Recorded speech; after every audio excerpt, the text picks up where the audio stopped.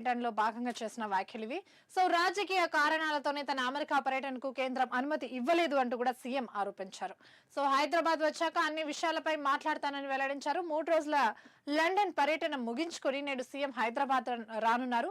తన పర్యటన గురించి సీఎం రేవంత్ రెడ్డి స్వయంగా ఎక్స్ వేదికగా స్పందించారు.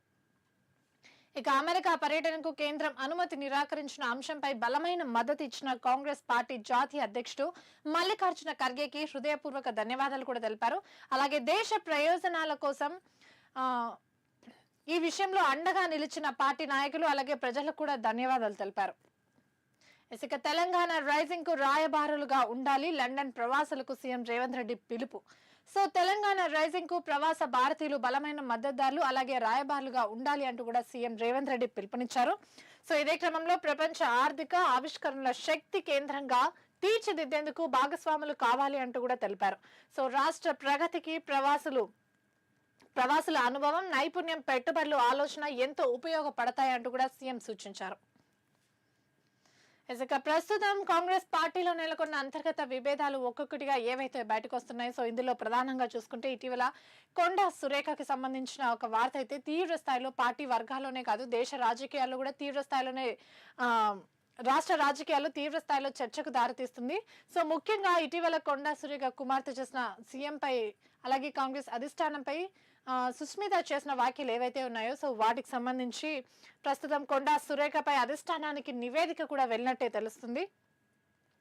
ఇక పార్టీకి వ్యతిరేకంగా మంత్రి కొండా సురేఖ వ్యవహార శైలి ఉందని, వివాదానికి మరింత ఆజ్యం పోసేలా ఆమె వ్యవహరిస్తున్నారు అంటూ కూడా కాంగ్రెస్ అధిష్టానానికి పిసిసి తాజా నివేదిక కూడా పంపినట్టే తెలుస్తుంది. ఇక సీఎం రేవంత్ రెడ్డి పరకాల ఎమ్మెల్యే రేవూరి ప్రకాష్ రెడ్డిపై మంత్రి కుమార్తె చేసిన అసత్య ఆరోపణలు వాటిని సురేఖ ఖండించకపోవడానికి కూడా సమర్థించడాన్ని కొందరు ఎమ్మెల్యేలు ఎమ్మెల్సీలు కూడా తప్పుపడుతున్నారు. సో ఇది తనపై జరుగుతున్న కుట్ర అంటూ కూడా ఈ నేపథ్యంలో కొండా సురేఖ తన తరపున వివరణ కూడా ఇచ్చుకుంటుంది.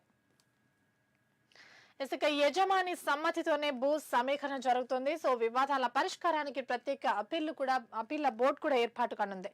సో తప్పనిసరిగా భూసేకరణకు బదులుగా ఈ భూ యజమానుల్ని అభివృద్ధిలో భాగస్వాములుగా మార్చేలా భూ సమీకరణ విధానాన్ని రాష్ట్ర ప్రభుత్వం రూపొందిస్తున్నట్టు కూడా స్పష్టంగా తెలుస్తుంది. ఇక భూ సేకరణ ప్రక్రియలో భూమిని కోల్పోయే వ్యక్తులుగా కాకుండా అభివృద్ధిలో భాగస్వాములుగా భూ యజమానుల్ని మార్చడం, అలాగే భూమి విలువ పెరుగుదలలో వారికి వాటా కల్పించడం, యాజమాన్య హక్కులకు రక్షణ ఇవ్వడం, వివాదాలకు ప్రత్యేక న్యాయపరమైన వేదిక ఏర్పాటు అలాగే వంటి పలు ఇలాంటి కీలక ప్రతిపాదనలు కూడా ఉన్నట్టే స్పష్టంగా తెలుస్తుంది. ఈ మేరకు తెలంగాణ సమగ్ర ప్రాంత అభివృద్ధి ప్రణాళిక బిల్లు 2026 ముసాయిదా సిద్ధమవుతున్నట్టు కూడా స్పష్టంగా తెలుస్తుంది. ఇసుక మరొకసారి సామాన్యుడి జేబుకి చిల్లు పడుతున్న అంశం ప్రధానంగా కనిపిస్తుంది. బెదరగొడుతున్నాయి.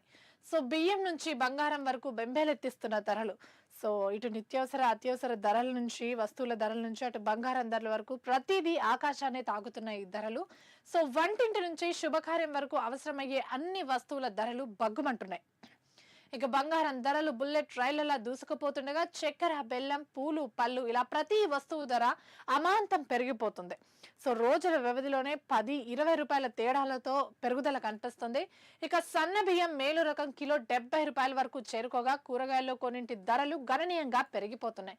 సో ఉల్లిగడ్డలు, ఎండిమిర్చి, వెల్లుల్లి ధరలైతే బెంబేలెత్తుస్తున్నాయి. ఈ పరిణామాలతో నెలవారీ ఇంటి బడ్జెట్ తలకిందులైంది అంటూ కూడా మధ్యతరగతి అలాగే దిగువ మధ్యతరగతి ప్రజలు కూడా తీవ్ర ఆందోళన వ్యక్తం చేస్తున్నారు. ఇసుక అవినీతి ఊబిలో పట్టణ ప్రణాళిక రాజధానిలో 3 నగరపాలిక సంస్థల్లోని పట్టణ ప్రణాళిక విభాగం అవినీతి కూపంగా మారింది. సో కుకట్పల్లి జోనల్ కార్యాలయం పరిధిలోని మాదాపూర్ సర్కిల్లో ఒక అంతస్తు నిర్మాణానికి 2 లక్షల చొప్పున మామూలు ఇచ్చేందుకు ఒప్పందం కుదిరిందని, సో ఇక్కడ ప్రధానంగా అక్రమ నిర్మాణాలు చేపట్టిన వారందరూ ఓ అధికారికి ఈ మొత్తాలు సమర్పించుకున్నట్టు కూడా ప్రచారం జరుగుతుంది.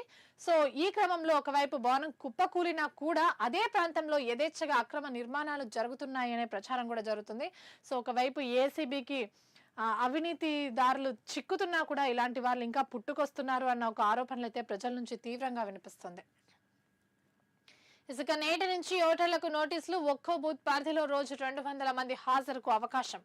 సో సర్ ప్రక్రియలో భాగంగా అనామలీస్ అలాగే అన్మ్యాపింగ్ విభాగాల ఓటర్లకు సో నేటి నుంచి దశల వారీగా నోటీసులు కూడా అందనున్నాయి. సో రాష్ట్రంలో నోటీసులు అందుకునే ఓటర్లు 92.87 లక్షలు అంటే 92,87,000 మంది సో ఇందులో అనామాలీస్ లో 60 పాయింట్ అంటే 51 లక్షలు. సో అన్మ్యాపింగ్ లో 32,36,000 మంది ఉన్నారు.